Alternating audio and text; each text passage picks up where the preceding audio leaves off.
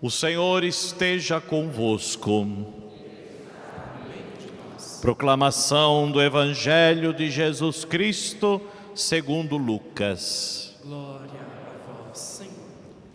Naquele tempo, Jesus contou esta parábola para alguns que confiavam na sua própria justiça e desprezavam os outros. 2 homens subiram ao templo para rezar. Um era fariseu, o outro cobrador de impostos. O fariseu, de pé, rezava assim em seu íntimo: ó Deus, eu te agradeço, porque não sou como os outros homens, ladrões, desonestos, adúlteros, nem como este cobrador de impostos. Eu jejuo 2 vezes por semana e dou o dízimo de toda a minha renda. O cobrador de impostos, porém, ficou à distância e nem se atrevia a levantar os olhos para o céu, mas batia no peito, dizendo: meu Deus, tem piedade de mim, que sou pecador. Eu vos digo, este último voltou para casa justificado, o outro não. Pois quem se eleva será humilhado, e quem se humilha será elevado. Palavra da salvação.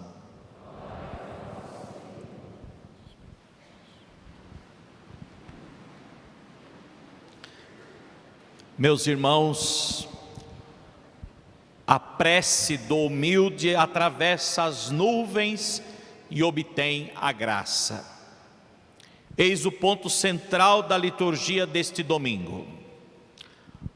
O homem, ele tem por obrigação praticar as boas obras. Faz parte da nossa condição oferecer a Deus sacrifícios, oferecer a Deus nosso serviço, nossa doação. No entanto, jamais nós nos equivoquemos, jamais pensemos em querer comprar Deus com estes meios. Ninguém compra Deus com a sua bondade, com as suas boas obras, com os seus pequenos sacrifícios do dia. Não, Deus não é como os homens. Deus não se deixa corromper por presentes, donativos, ofertas, elogios, etc. Deus olha unicamente o coração de quem a Ele recorre.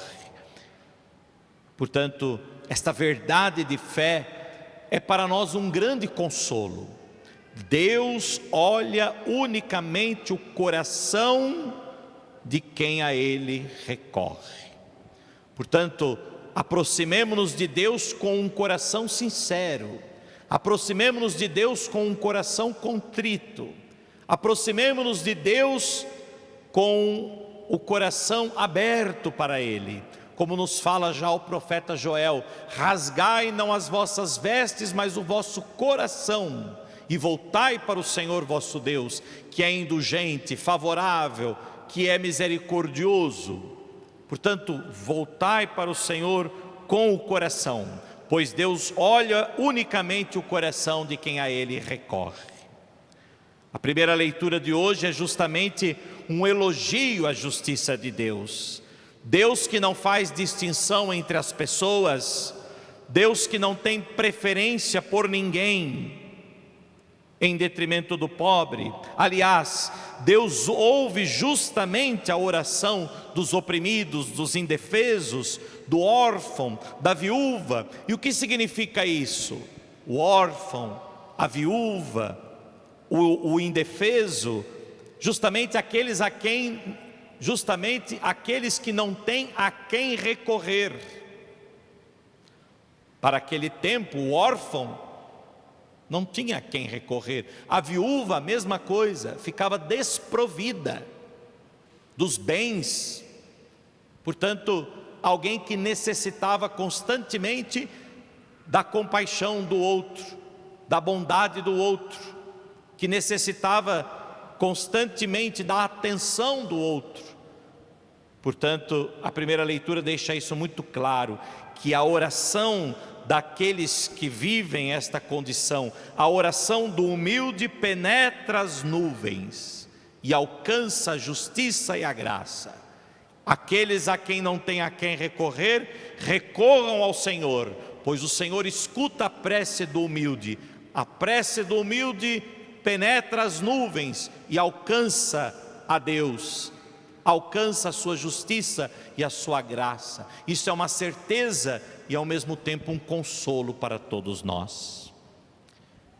Por fim, o Evangelho de hoje, Jesus nos conta esta belíssima parábola da oração de dois homens, um fariseu e um cobrador de impostos, que vão ao templo com a mesma intenção, rezar. Os dois tinham a mesma intenção, rezar. No entanto, o que mudou é aquilo que estava dentro do coração dos dois. O que mudou é aquilo que estava no coração do fariseu e no coração do publicano, ou cobrador de impostos. Publicano, cobrador de impostos, era um pecador público, alguém corrupto, que todos sabiam que ele era corrupto, pois ele cobrava os impostos e justamente ele cobrava sempre a mais daquilo que era devido, ele adulterava as balanças. Portanto, alguém considerado um pecador público, um publicano. Todos sabiam que ele era pecador. Mas também um fariseu religioso, observante dos mandamentos, das leis de Deus, fiel, religioso, praticante. No entanto, a oração de cada um deles demonstra aquilo que eles têm dentro do coração. Vejam, para o fariseu que era um exímio cumpridor da lei, um exímio cumpridor da religião, dos mandamentos, etc., a sua oração se torna, na verdade, um simples pretexto para ele se vangloriar de si próprio, em detrimento do próximo. A sua oração, meus irmãos, é permeada por uma arrogância, por um orgulho tamanho. Ele se sente digno da graça de Deus e exige a graça de Deus não como dom, não como dádiva, mas como recompensa pelo bem que ele faz. É o dogma da retribuição. Ó Deus, eu te agradeço, porque não sou como os outros homens, que são adúlteros, ladrões, desonestos, nem como este publicano, nem como este cobrador de impostos. Eu jejuo 2 vezes por semana, eu dou o dízimo de toda a minha renda. Ele cumpria sim os mandamentos, ele fazia tudo corretamente. No entanto, a intenção com a qual ele fazia não era a intenção correta ou reta. Ele fazia tudo isso para se sentir digno da graça de Deus, ou melhor, para exigir de Deus uma recompensa pelo seu bom comportamento. Portanto, ele se contentava com uma justiça exterior, legal, ou seja, dentro da lei, legalizada. Nela ele se comprazia, enquanto o seu coração estava cheio de orgulho e desprezo até diante do pobre, do pecador, do próximo, daquele publicano. Meus irmãos, é um pouquinho que às vezes nós trazemos dentro de nós, do nosso coração. Às vezes as pessoas vêm até nós e dizem: padre, olha para o senhor ver, eu vou à missa todo domingo, eu rezo o terço todos os dias, eu pratico a caridade, eu ajudo várias obras sociais, eu dou cesta básica no asilo, eu dou o meu dízimo corretamente. E por que eu estou passando por isso? Veja só, e o outro que nem a igreja vai, que não teme a Deus, o outro que é desonesto, ladrão, etc., às vezes se dá melhor do que eu. É como esse fariseu, ele achava que por fazer tudo o que é correto, Deus tinha a obrigação de dar a ele a recompensa devida. E aí que está, meus irmãos, olha só que coisa interessante, né? Deus é bom porque eu tenho gestos de bondade, é isso? Deus é bom porque eu sou bom. Deus faz o bem a mim porque eu pratico o bem. Não. Deus é bom, Deus é amor, independentemente de mim. Por isso Ele é amor e Ele ama, Ele abençoa aquele que faz o bem, mas também aquele que faz o mal. Deus ama também aquele que faz o mal. No entanto, Ele espera que aquele que faz o mal se arrependa, se converta, mude de vida. E é por isso que o outro que faz o mal pode encontrar em Deus a esperança, pode encontrar em Deus o perdão, senão do que valeria mudar. Enquanto o outro que faz o bem não pode fazer o bem esperando, ou de certa forma fazendo o bem, garantindo que Deus fará o bem a ele, porque ele faz tudo o que é certo. O fariseu rezava assim: Senhor, eu te louvo porque eu sou bom, etc, etc, etc. E o Senhor tem que ser bom comigo também, porque o meu comportamento é bom. E vejam que nós vamos criando essa ideia dentro de nós, no próprio ensinamento com que nós damos aos nossos filhos. Quando vocês vêm à missa e trazem os seus filhos pequenos, o que vocês falam para ele? Olha, se comporta na missa, não faça barulho na igreja, não atrapalhe os outros a rezarem. Se você se comportar na missa, depois da missa eu vou te dar a pipoca lá fora. Se você se comportar na missa, depois da missa você vai ganhar isso. Olha a retribuição. Então ele não se comporta na missa porque ele tem que se comportar, porque a missa é sagrada, porque a missa é importante, que ele tem que aprender, que etc, etc. Não, ele faz porque ele receberá uma recompensa. Não é isso? No passado eu me lembro disso, os pais diziam: olha, se comporta, passe de ano, que no Natal você vai ganhar tal coisa, né? E a gente vai aprendendo isso, né? Os pais vão ensinando isso errado, está errado. Passe de ano porque é sua obrigação passar de ano, né? Seja aprovado na escola porque é sua obrigação estudar, tirar nota e passar de ano. Ah, mas o senhor vai me dar isso? Não, né? Não é porque você vai ganhar isso, é a retribuição, né? E assim nós vamos depois, a gente coloca também na nossa relação com Deus, porque a nossa relação com Deus não é diferente da relação com os humanos. Deus é um homem que se fez homem justamente para se relacionar conosco, e nós vamos estabelecendo na nossa relação com Deus esse tipo de coisa, esse tipo de jogo, de interesses, né? Esse tipo de conversa desonesta. E nós vamos estabelecendo com Deus exatamente isso.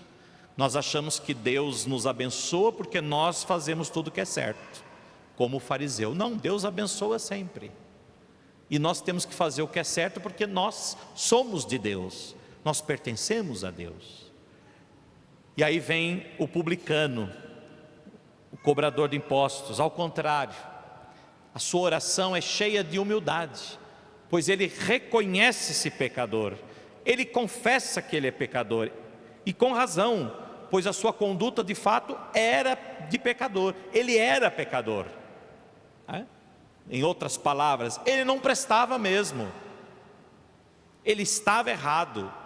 Deus não passa a mão na cabeça dele, mas ele reconhece que está errado, e por isso, todavia, ele está arrependido, e ele se aproxima de Deus. Olha só que bonito isso, ele se aproxima de Deus que é santo, que é puro, que é perfeito, e ele sabe que ele não é nada disso, que ele é pecador, e por isso diz a parábola, ele nem ousava erguer os olhos para o céu. Ele não se sentia digno, ou ele se sentia tão indigno que não ousava olhar para o alto, mas pelo contrário, ficava olhando para dentro de si e batendo no peito: meu Deus, tem de piedade de mim, que sou um pecador. Outro dia eu estava observando na missa, nós temos esse momento, não é? Por minha culpa. Eu percebo que tem pessoas que não fazem isso, parece que tem dificuldade, não é? Dificuldade de dizer minha culpa, minha tão grande culpa. É o orgulho, cuidado. Os homens às vezes têm mais dificuldade ainda de ser, e são tomados pelo orgulho, e quando nós pedimos perdão a Deus, devemos dizer: sim, por minha culpa, eu sou pecador. Vejam, ele reconhece a sua miséria, está consciente de que é indigno de receber o divino favor de Deus. No entanto, Jesus diz: pois bem, quem saiu justificado? Ele. O outro não. Por que não? Porque o outro não buscou a justificação por meio da bondade, do amor, do perdão de Deus. Pelo contrário, o outro já se achava merecedor, porque ele fazia tudo certo. E aí ele se sentia tão merecedor que ele se esquecia, de voltar para dentro de si mesmo, de olhar para o seu coração, de reconhecer o seu erro, o seu pecado. Estava julgando o outro. Eu agradeço porque não sou como esse aí, pecador. Olha só, que arrogante, E não conseguia ver isso, porque estava voltado para si mesmo.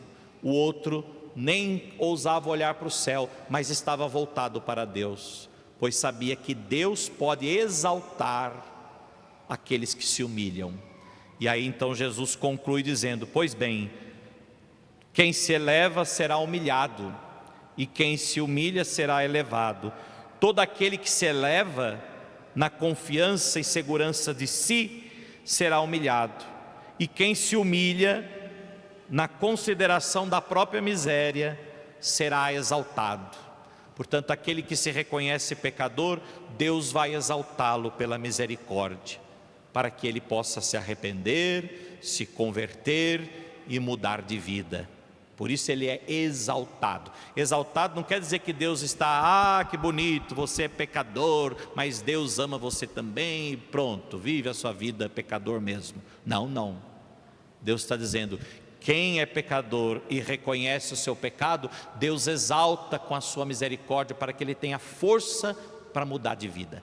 Meus irmãos, só muda de vida quem se sente amado. Quem não é amado não muda. Ele pode mudar de comportamento por medo, por coação, para chamar a atenção do outro. Ele pode mudar só na frente do outro, não é isso? Só para agradar o outro, mas ele não muda. Mas se ele se sente amado, se ele sente que o outro o ama, até mesmo com aquele defeito que ele tem, que ele precisa mudar, mas que o outro o ama, confiante que ele pode ser transformado, ele fala: não, eu preciso mudar de vida. Olha só, a minha esposa, o meu esposo, por mais que